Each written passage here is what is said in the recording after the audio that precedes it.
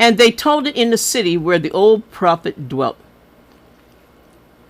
And it goes on. And when the prophet that brought him back from the way heard of it, he said, it is a man of God who was disobedient. It's telling you, and I'll end it like this, verse 26. It's getting dark outside, folks. I hope you can still see me. I can't see the lighting. And he says, it was the man of God who was disobedient unto the word of the Lord. Therefore the Lord hath delivered him unto the lion. Oh, it start pouring down rain, and no wonder. Pray for the people who are getting flooded out, in fact. Amen. Which hath torn him and slain him according to the word of the Lord, which he spake unto him. And he told his son, saddle me an ass. And they saddled him an ass, and he went. Amen. I'm telling you, do what God has told you to do. And didn't I say, I can't remember which sermon I said this in, but everything that you ask God for, the devil mocks it.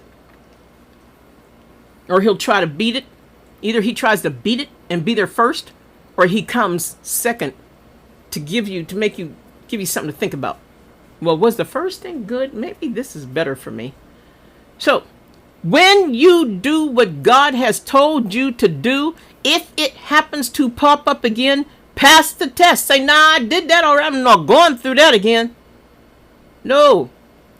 Amen. Refuse to do wrong. Fight doing wrong. He was cool when he did what God told him to do. That was that was the spirit in the first half of the story. The second half of the story was his flesh. Are you operating out of the Spirit of God? Or are you doing things according to your flesh is going to lose every time? Every time your flesh is going to lose. Do what God tells you to do. If this happened to an unnamed prophet, he was so good the name didn't matter. God just used him as an example for you to read and hear. If God caused a disobedient prophet to be eaten by a lion, and I'm not talking about in the Roman Colosseum, folks. Amen. What do you think is going to happen to us by disobeying God? He doesn't have to send the lions anymore. We get them ourselves.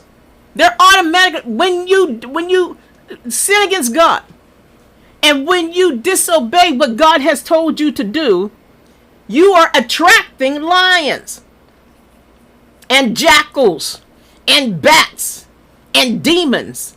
There are so many, I'll end it with this. There are so many Christians who are attracting demons to them because they're double-minded. Doesn't the Bible say a double-minded man is unstable in all of his ways?